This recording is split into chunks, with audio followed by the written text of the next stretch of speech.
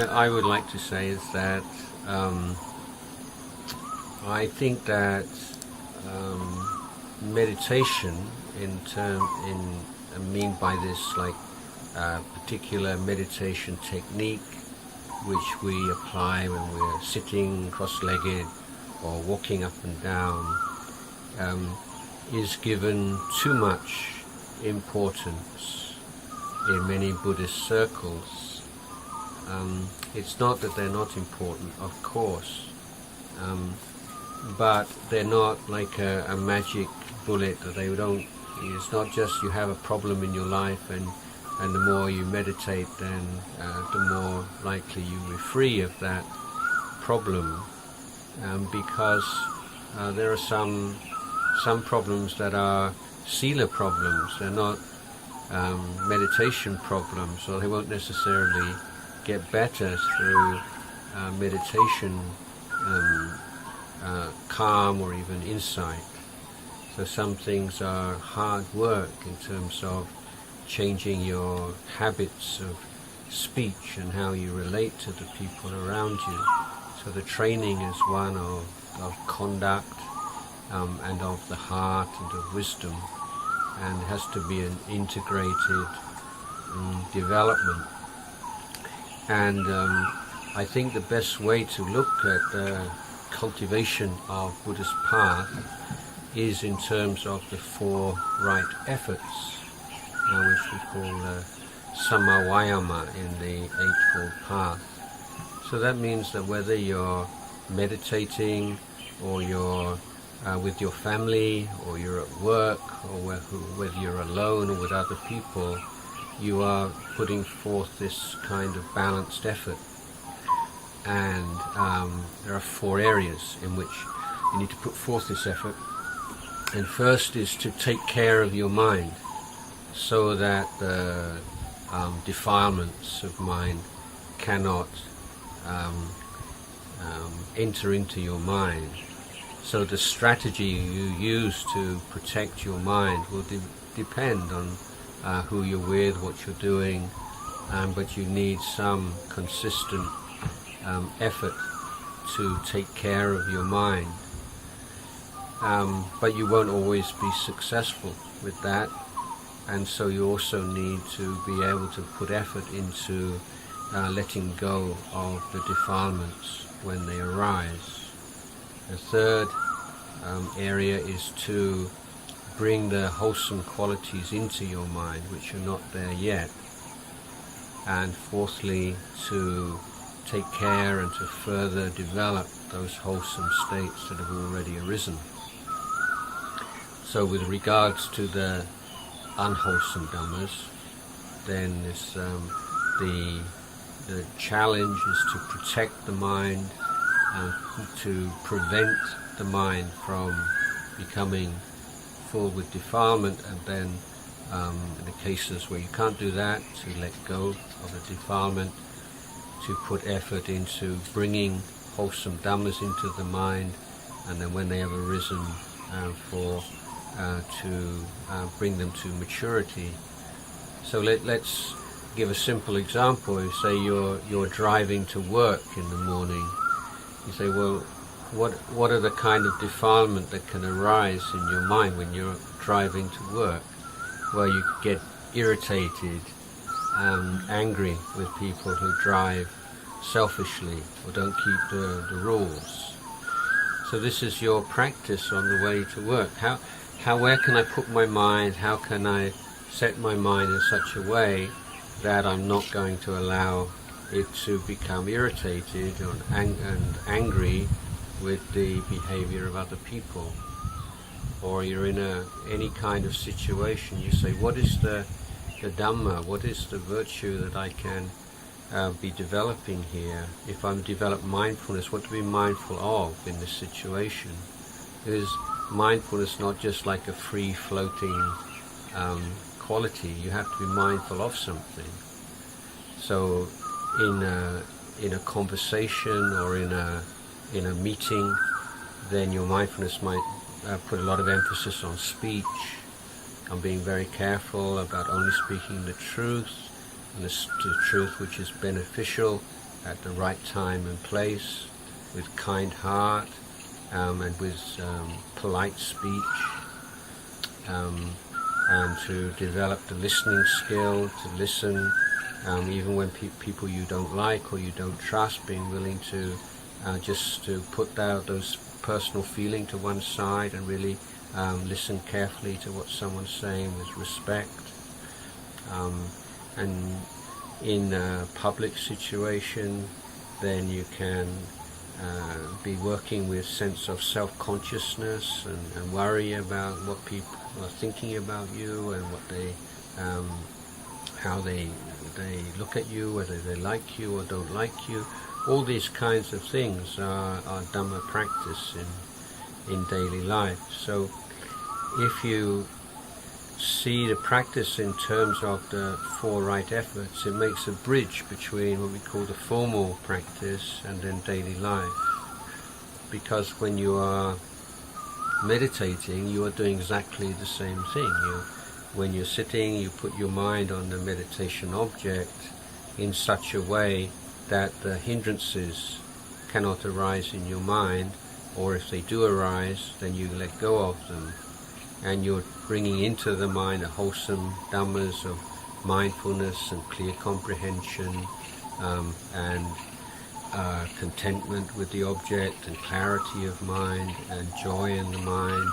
And when these qualities start to appear, then you learn how to take care of them and to cultivate them.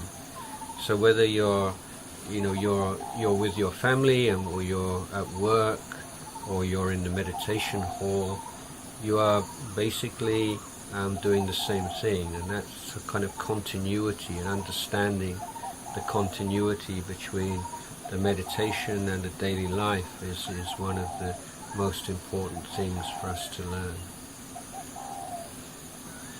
And that's why.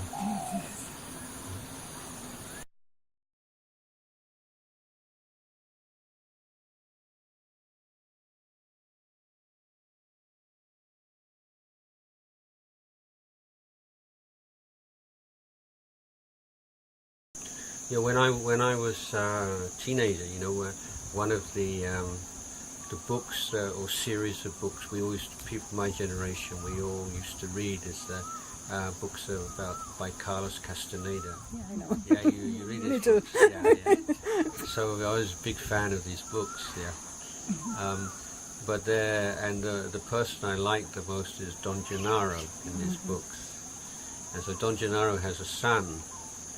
And as I remember, it's a long time ago now, his son dies, and he's grieving and he's crying, and so Carlos Castaneda says, "Oh, you've been teaching about non-attachment and that all these relations with people and it's just an illusion. So why are you so upset?" I said, "Yeah, everything is an illusion, but the death of a child is a super illusion." He said, so it's like it's a very special kind of time. Especially for a mother, this is this human being first appeared in your womb, and you carried for 9 months, and you've made so many sacrifices for them. How could you not have some attachment? So I sometimes say it's like the tax you pay. This is one way of talking about the first noble truth of suffering. It's not like looking everything in a really sort of black, miserable way, everything suffering. But what it's saying is that even the best things and most valuable things in your life, they have like a shadow side to them. There's not like 100% joy, and wherever there's that kind of love and personal attachment, there will also be a lot of pain there. It's just the two things go together. But I think that for most people, you say, well, you weigh them up and you say, well, yeah, it's still worth it at the end of the day, even with all this pain. I would never not want to have those children.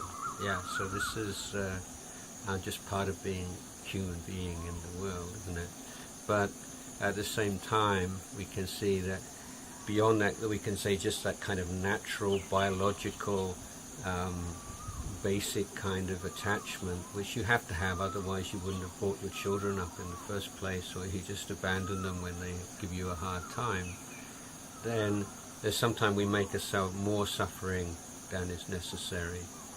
And if we have like certain ideas and that we want them to be a certain way, and we can't accept if they're a different way than we want them to be, or we allow our mind just to run on about all the things that might happen, and with our anxiety and our fear of losing, or the fear of the ones we love suffering unnecessarily, then that's the kind of thing that you can deal with in meditation practice. We're seeing thoughts and feelings and emotions. They're just that. That's a feeling. That's a thought. That's an emotion.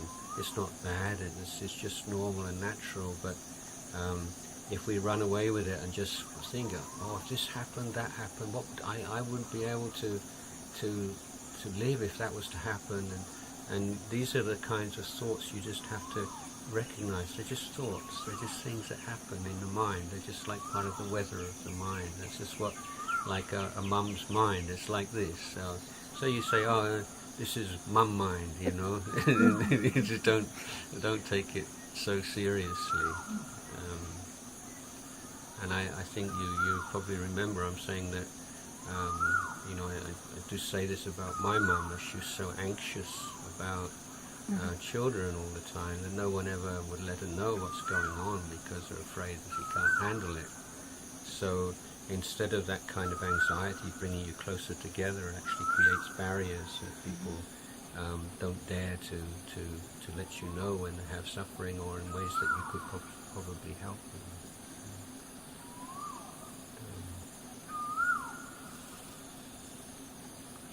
And you remember that even when the Buddha was going to pass away, and Venerable Ananda, who's his attendant, and he was a stream enterer, he's the first level of enlightened being, he started to cry, you know, when the Buddha was going to, so even the, you know, the enlightened being, they feel this kind of emotion.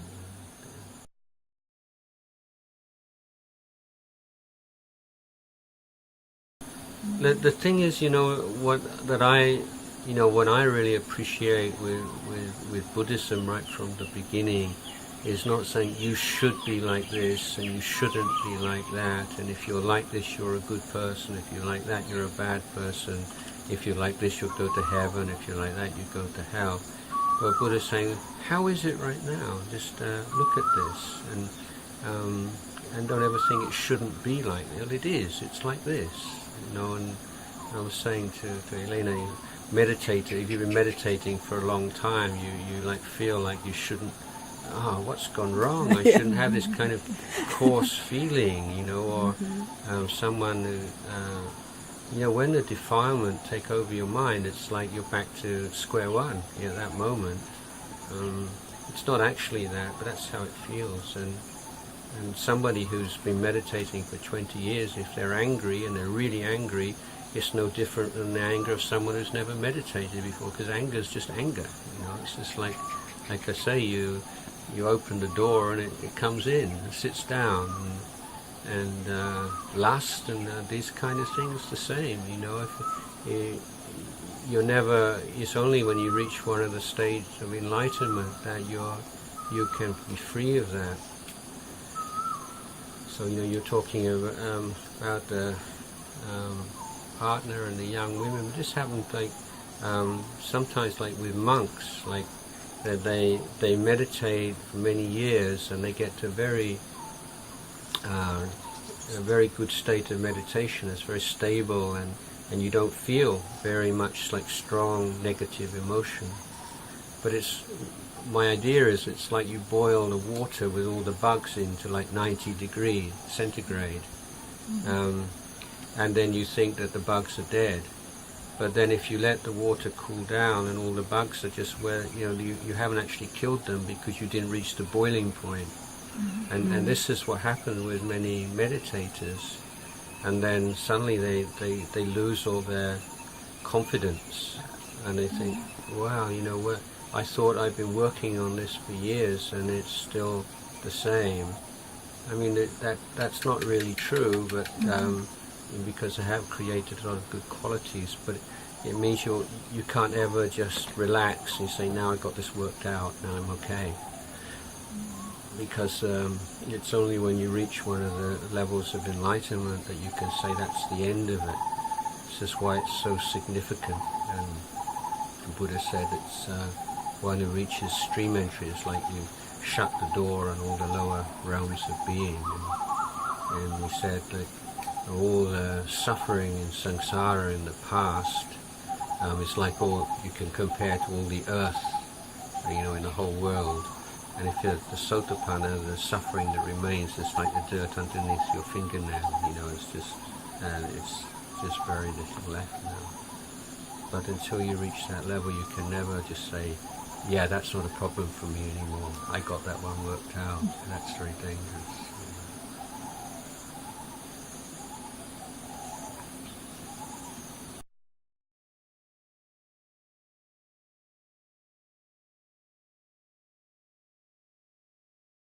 Because of observation of the results of practice, and it's not, you don't have to be perfect in something, but you see that your sense of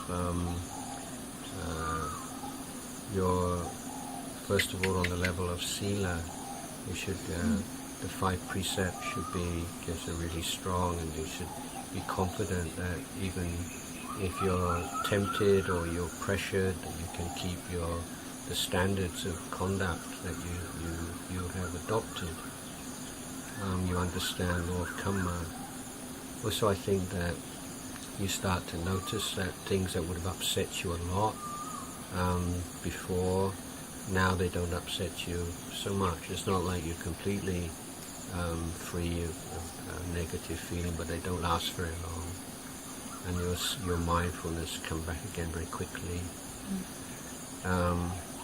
The other thing I think is many people can observe is just you appreciate goodness much more. When you see people, because you know how easy it is to act badly and how difficult it is to act well. And when you see people acting well and kindly and making sacrifices for each other and doing good things, and you see it's so beautiful. Yeah, you see that, yeah. And that means your mind's becoming more clear and bright now. You begin to see these things more. So it doesn't mean that now you don't have any anger left, or you don't ever feel jealous, or you don't ever feel your feelings are hurt, or you don't feel proud, or that's just like ongoing work. That's your work. But if you really look closely, you can see in so many areas of your life that the Dhamma has improved your life, and that's where your confidence comes.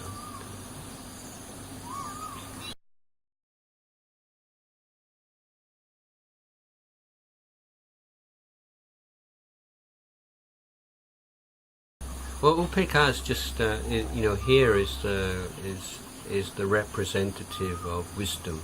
So all these different groups, they all have some connection. It's like organic connection between them, and there'll always be like a wisdom quality or like a representative of wisdom. Maybe doesn't have the name of wisdom, but in this group, then upekkha is that evenness of mind that comes from reflecting on law of karma. So if you maybe you see someone who's really suffering and you want to help them, and they don't trust you, or they're happy, they don't see as a problem. They say, leave me alone. Who are you to tell me what to do, or something like that. So if you don't have any upekkha, then you can just feel so sad and yes, depressed and hopeless but with upekkha, you can see, people make their own karma, and that if people have created those causes, they're not yet ripe enough to be able to hear the Dhamma. This I really see this with like sense of ripeness. You know, so some people can listen to, or we can listen to a Dhamma talk on one topic, you know, for years, many times we hear it, and we kind of understand it. It's quite inspiring, but doesn't really reach our heart. And then just one day you hear it. It's like you hear it for the first time, and you say, oh, yeah, you know. It. And it's not because, you know, it's not because the monks or the teacher says anything very different. It's just it's just that time and place where we're ready to hear that now. So you know, I think when you try to help him, you say you do the best you can, but maybe that person's just not ready for that yet. So with upekkha, you just withdraw for a while, but like upekkha is not like indifference. It doesn't mean you say, no, I don't care, and I'm just gonna, I've done my best, and you just forget it. But it means that if something changes and that person becomes more open, then you move back into more active mode. So like the metta and karuna is more kind of going outwards, and but sometimes you just have to come in and just to gather your own energy, and then when things change, maybe you can do something more productive.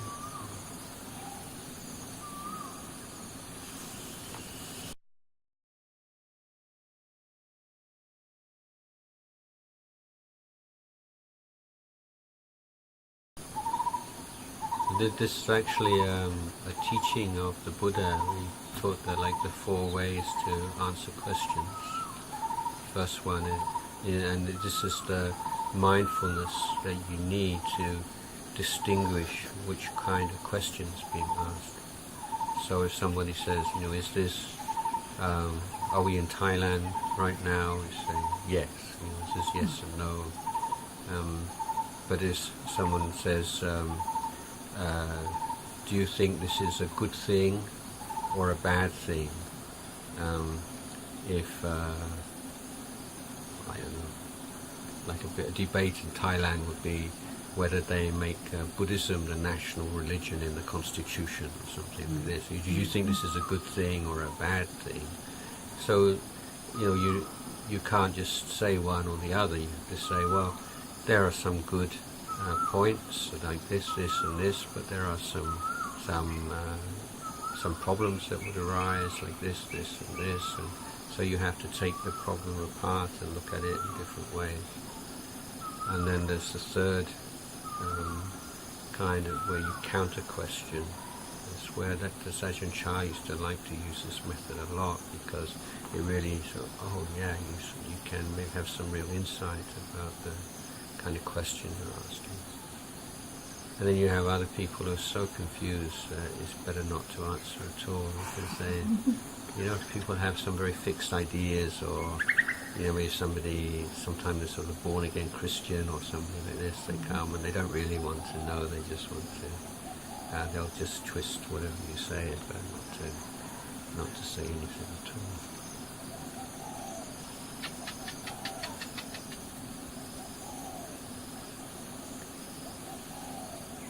The other kind of mindfulness in speech, you know, is if you take those 5 points that I made earlier on for mindfulness, as we call the 5 elements of good speech, is that what you say is true, and it's also beneficial to the person. The third, it's the right time and place to say that thing. The fourth, you have a good intention, and fifth, you have speak politely. So then you can have like the 5 opposites of that. There's someone who's lying or saying something which is not beneficial, not the right time and place, not kind, not coming from a place of kindness and not polite. But then with those 10 points, it's very good for listening to as a practice. When you listen to somebody, is maybe you have a sort of emotional reaction, you don't like what someone's saying, you want to reject, but then if you see in terms, actually what that person's saying is true and it's quite beneficial, but I'm feeling this because this isn't the right time to be talking about this right now. or it's true and it's beneficial and this is probably the best time, but I just don't trust that person's intention in bringing this up, or else I'm just reacting to their coarse language. But being able to pull these things apart in this way, so otherwise sometimes somebody says something, it's actually you really need to hear it, but you can't hear it because you don't like that person, or you don't like their tone of voice, or their you think they're just trying to hurt you or something. But even if somebody is bringing something up because they want to hurt you, it might still be true, and it might still be useful to know about.